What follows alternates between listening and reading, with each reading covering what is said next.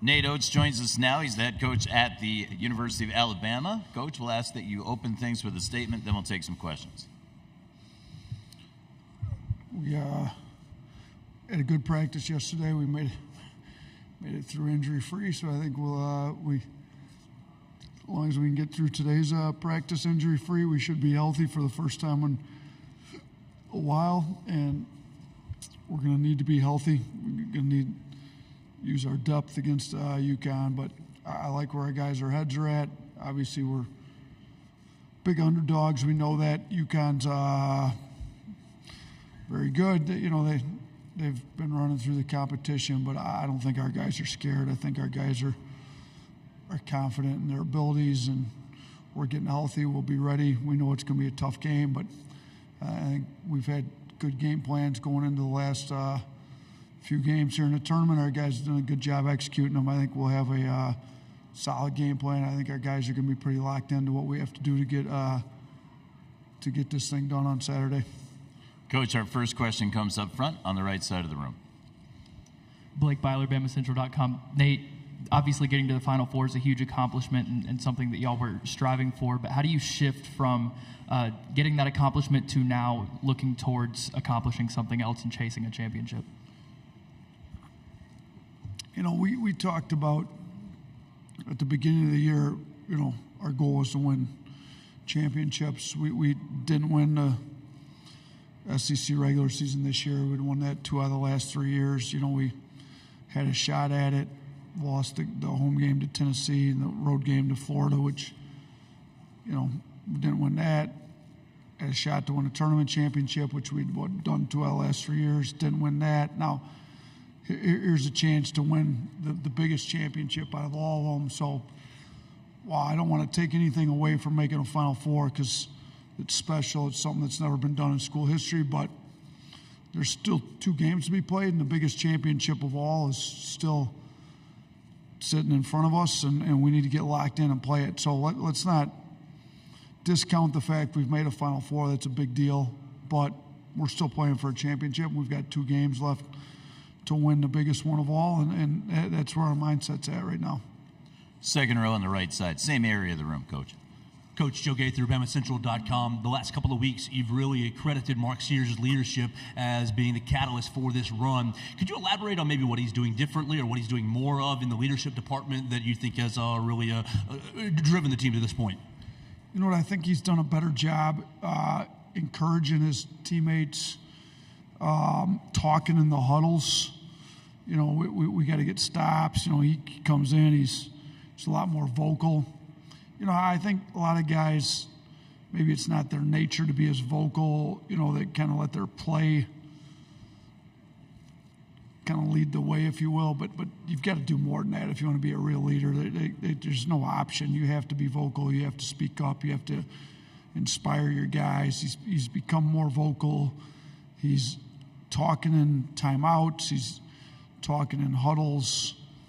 You know, he's making sure that he knows what the scouting report is so that he can really talk through with some of these younger guys what we have to do. So I think a lot of the more vocal, inspiring, holding guys accountable stuff he's been a lot better at. Coach, up front on the left, second row. Robert O'Connell, Wall Street Journal. Nate, over the last couple of years, UConn's gone from a solid offense to one of the top offenses in the country. Just in your scout, what accounts for that uptick? Like, what's gotten them to this premier level these last couple of years? You know what? I know Danny fairly well, as it's well documented, and I've had discussions with him. You know, they're, you know, we're obviously very analytics driven. They are too. You know, they take a lot of threes. They don't take too many tough mid-range. You know, you look at their shot chart, it's pretty similar to ours. Now, they're at the rim shots. They get a lot more post-ups than we do, but I think, you know, their shot geography, if you will, has become pretty clean with a lot of paint shots, threes. They get to the free throw line, you know, and I think that Danny's got a good feel for what he wants their identity to be. You know, we played them last year in Portland at the PK 85 or PKI, whatever it was, and they do a really good job playing through a pretty dominant post player and getting their shooters wide open looks and not really settling for bad shots. They have no problem going deep into the clock to make sure that they get the shot that they want and are looking for, and he's got all kinds of different sets to get the types of shots they're looking for. The other thing they do a good job of is a guy gets hot, Spencer hits a three, they're probably going to run a play for Spencer next time down. He does a great job of controlling who gets the shots, and they're going to have their better players are going to get shots that are in their areas that they can make them, and I think he's done a really good job of that, and he's gotten really good players. Obviously, his recruiting's gone well, but you can get really good players and not put them in the right spots. He's got really good players and putting them in the right spots to get efficient shots. Coach, that same area, second row. Hey, Coach. Blake Neiman, Sun Devil Source. I was talking to Bobby Hurley the other day, and he said you guys have stayed in touch since your guys' time together at Buffalo. What has your guys' interactions been like through the years, and how impactful was he in preparing you for your first head coaching gig? Yeah, we've definitely stayed in touch. I mean, I wouldn't be here if it wasn't for him giving me a shot. So I feel like he's a mentor of mine.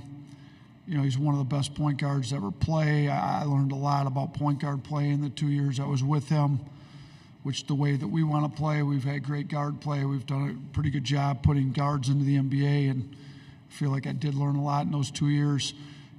We've stayed in touch on different things throughout the years. We've kind of stayed in touch on he's had some really good teams.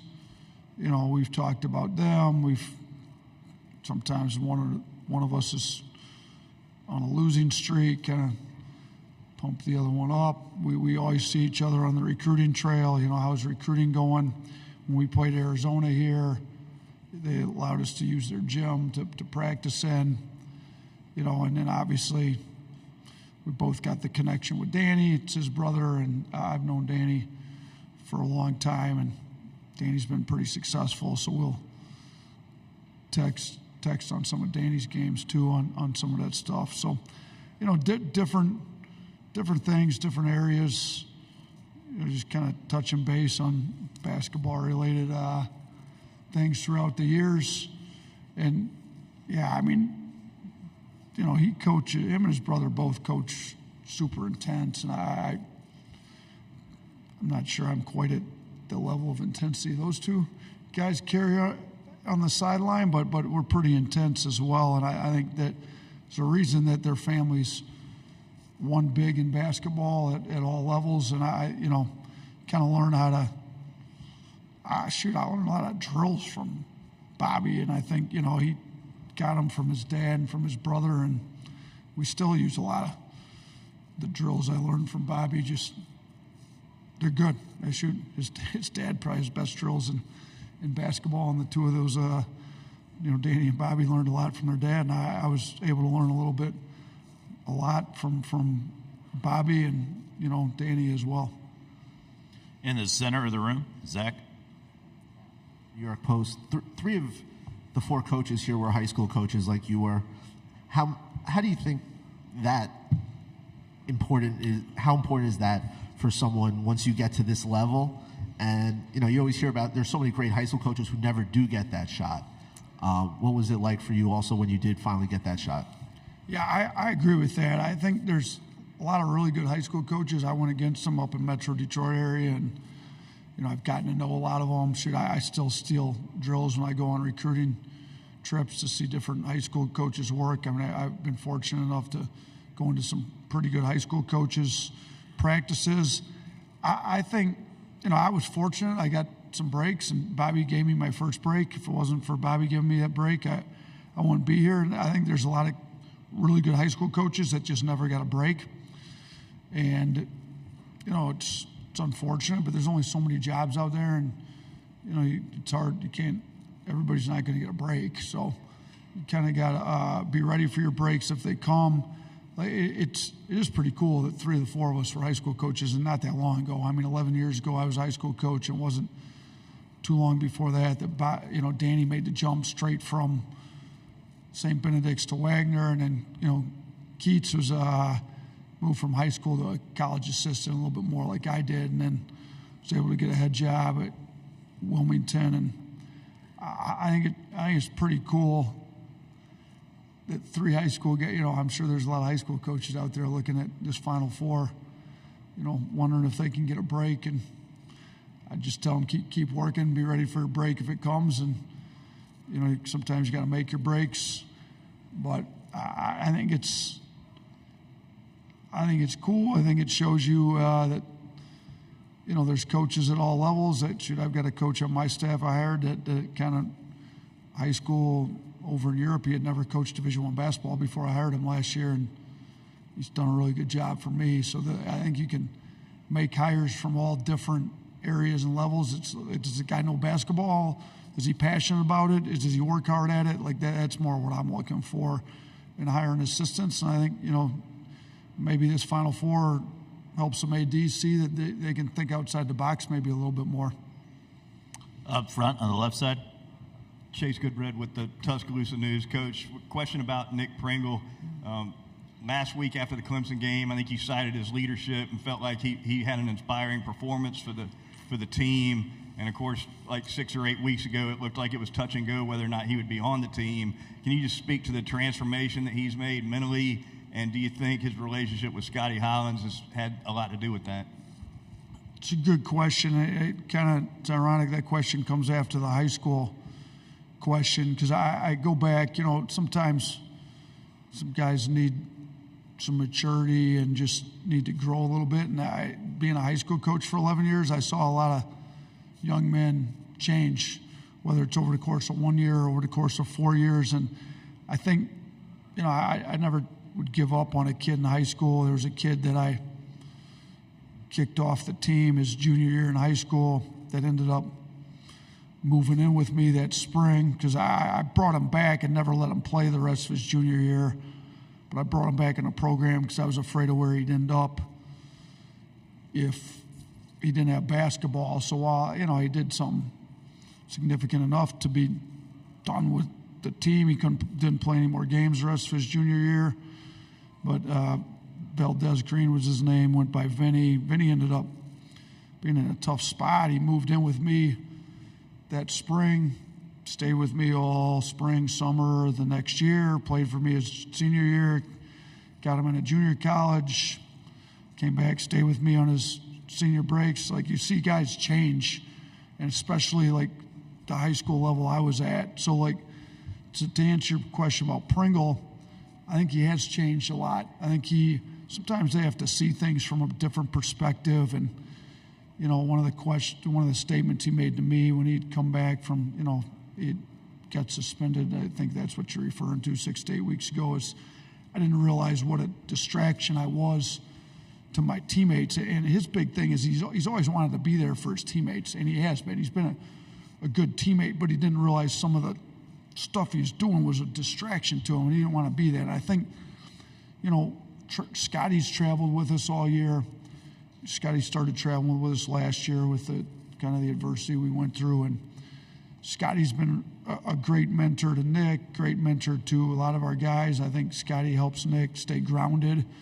Nick's very vocal, got a great personality, got natural leadership about him, just need to make sure he's leading the right way. And I think these last few weeks, 6 to 8 weeks, he's made big changes and he's leading us the right way, and he's got this great infectious personality about him that when you get him leading the right way, like, he can really be a great leader. And I think he's a big part of why we made this run here in the NCAA tournament. Midway back on the left. Hey, Coach. Jonah Krell, Arizona PBS Cronkite News. I was talking to some of your players yesterday about how personable you are. Grant going golfing with you, Sam having a dinner just with you. And I know you're a teacher at heart, so how have you learned to balance being a friend and being relatable with your players, but also being tough on them and being able to coach them? Yeah, I think again, I said it yesterday, I wouldn't trade my path for anything. I think being a high school coach helps me in that regard. The high school job I had wasn't one of these, they pay you a bunch of money to just be the basketball coach. No, I had to actually teach a full-time teaching load. I was teaching 5 hours of math at Romulus, so I typically had, I taught Algebra 1, I taught geometry, so I had freshmen, I had sophomores, and I taught statistics. So then I had juniors or seniors. So I literally had my players dang near every year, like from their freshman year up through in math classes. So, and I'd have the freshman kids. So it was easier to build relationships with my players in high school because I get them every day in class, even in the off season. So in college, you have to create different ways to build it with them outside the basketball floor. Like in high school, I remember E.C. Matthews' big name here because that's how I really got to know the Hurleys. But E.C.'s mom went on a cruise the fall of his senior year, and she bought him a ticket and assumed he was going to go, and he didn't want to go because he's going to miss practice for a week. So the only way she agreed to leave him home was if he stayed with me. I was like, yeah, come on, he can stay with me. So he stayed in my house for a week. And, it's different things like that. Vinny lives with me permanently for a couple of years.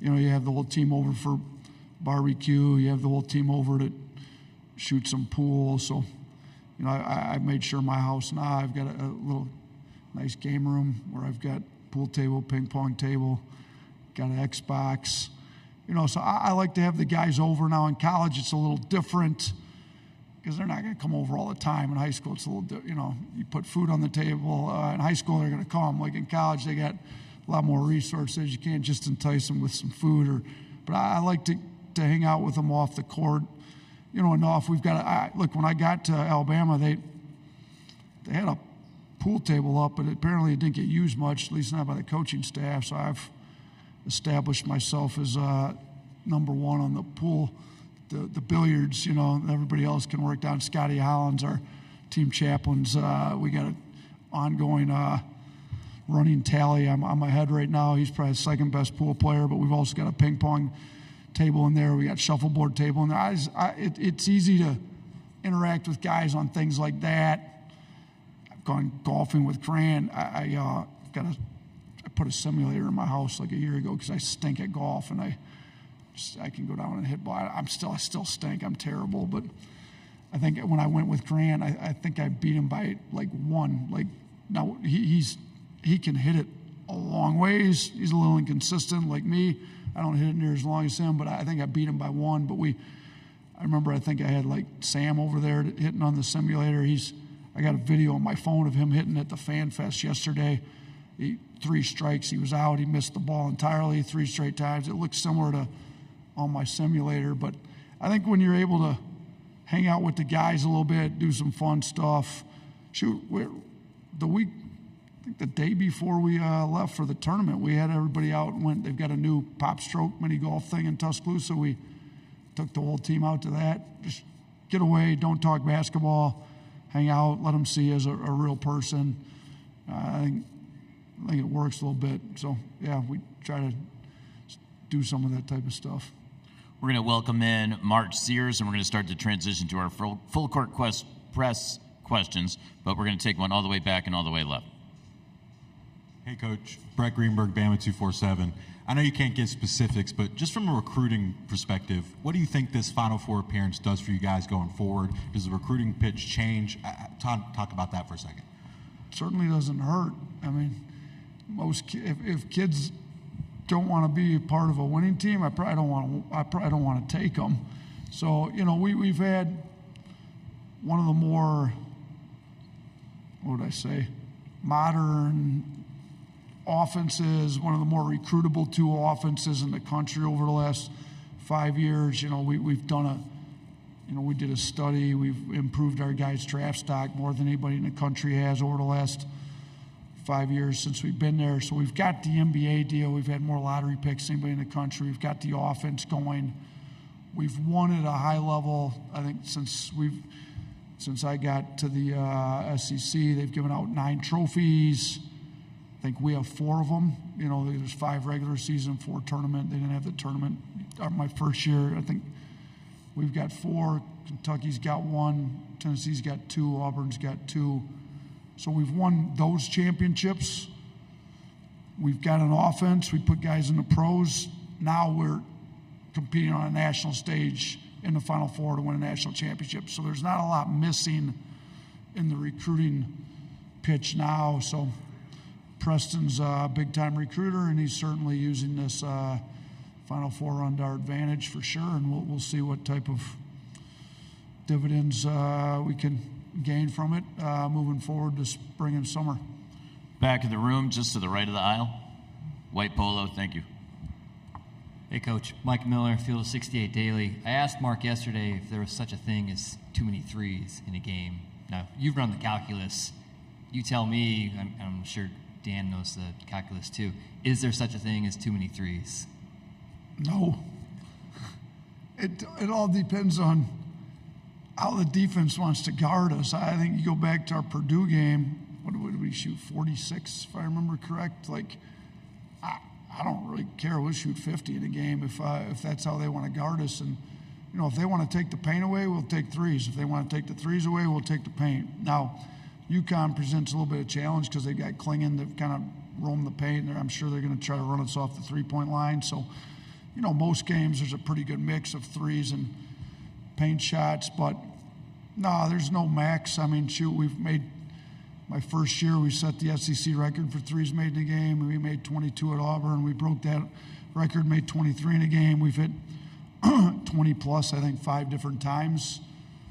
Can't make 20 if you're not taking 40, 50 of them. So let them fly. We're going to take some full court press questions. Let's go to the second row.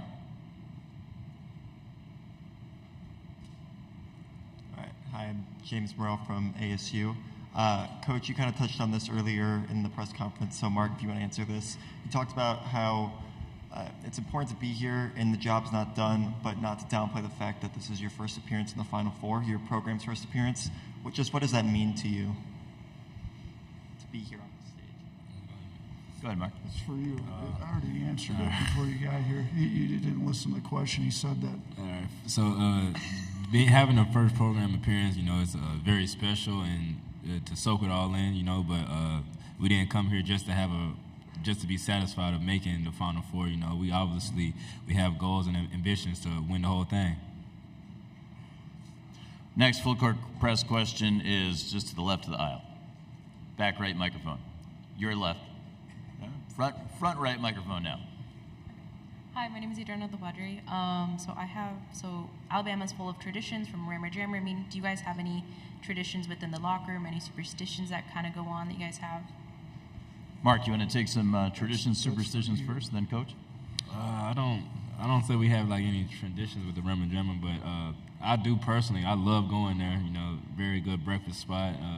I also go there occasionally for lunch. She's asking about, do we have any traditions like in the locker room or before the game, or any superstitions we have to do this before the game starts or something? Dude, we just play our music, and you know we say a team prayer before we walk out the game. It'd be a good question for Lamika Sears. Oh, yeah. I think she's got a few superstitions, I'm guessing. Yeah. We go down to the front and center. Hey, what's going on? Jalen Weathers. I got a question for you personally, Mark. Just knowing that you're a student right now, y'all been away for like 2-3 weeks now, has it been difficult for you, and I guess just really your teammates in general, for balancing just that schoolwork along with just focusing on what's at stake right here? I say we love it. We love traveling, and we love being away from the school, and especially to play basketball without having to go to do schoolwork. So, you know, we love what we're doing. We also travel our academic coordinator with us on these long trips. So Brittany's on these guys' mandatory study halls, but the school does a good job making sure we've got tutors on Zooms, and they're still doing their schoolwork. Continuing with questions for those in the full court press program, we're going to use the front left microphone, but we're going to go to the right. My name is Melody. I'm from Arizona State University. I guess this is kind of a question for both of you. So, Mark, you're coming from Ohio University, and now you're here as a transfer, and you're making it to the Final Four with Alabama for the first time in history. Obviously, that's got to feel amazing. What do you think that the transfer portal has benefited the team for getting to the Final Four? And how do you plan on using that momentum you have right now to continue your career and your lifelong as a former athlete? If that makes sense. I say when I went to transfer portal, it was all about the right fit, and I felt like Alabama was a perfect fit for me because of the style that we play, and I feel like that'll be very good for future transfer portal commits to come here. Coach, any thoughts on the transfer portal as a follow-up? Yeah, I mean, we've obviously used it. You look at our rotation, we've got a lot of guys that came out of the transfer portal, I think, used appropriately. You can build a good roster, and then, you've got to be cognizant of the fact that you want these guys to graduate, so you've got to make sure that their credits transfer in, you get them in the right programs, they can still get their college degree. That's the one issue I see with just being able to openly transfer whenever you want, is if you're transferring multiple times and credits don't transfer, can you get them to graduate in the appropriate time where they finish their playing career and graduate at the same time? Mark's on track to graduate this spring. So, I think we've done a good job. All the transfers we have taken this year are on pace to graduate at the right time. But, yeah, I mean, from Mark to, Aaron Estrada from Hofstra to Grant Nelson from North Dakota State. I mean, if you're able to prove it at a level that maybe you got under-recruited out of high school, there's no reason if you get under-recruited out of high school that you can't then play your way up to play on the biggest stage. And we've got Mark, Grant, Aaron, Latrell Reitzel, Nick Pringle started at Wofford.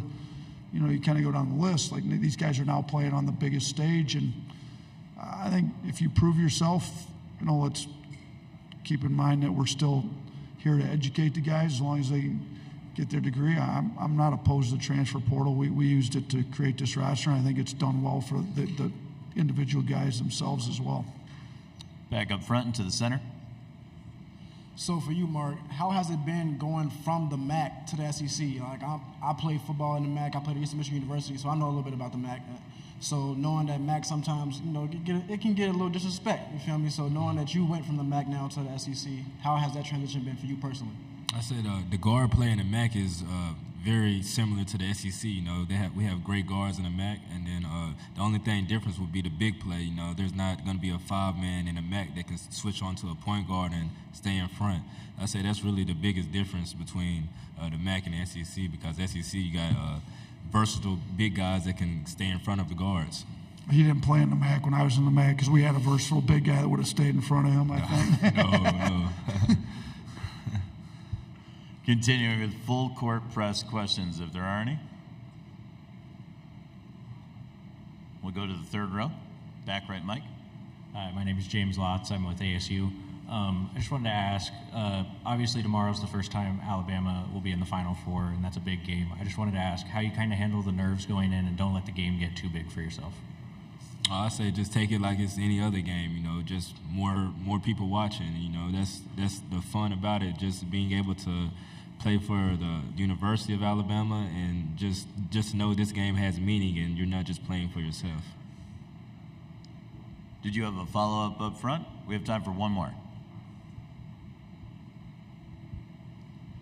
So, last question, man. How has it been being able to, like, you're on this big stage now, so knowing that you're on this big stage and it's the Final Four and those opportunities rarely come, better yet, even for y'all program.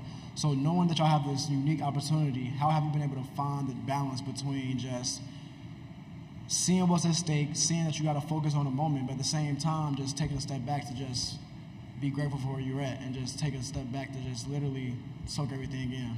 I really, when we first landed, that's when we started to soak everything in, because they were celebrating us and we got to see the trophy and people were handing us gifts and stuff, and I say it really stopped when we just started watching film. We realized that we're here and we're not here to be satisfied just because we made it. We want to prove more people wrong, and that's what we stand. We'll take one more from Full Court Press. Hello, my name is Josh from ASU. For Coach Nate, what lessons can you take from your time coaching high school that you could apply now, whether it's practically or anything like that? Yeah, I think on some levels, coaching is coaching.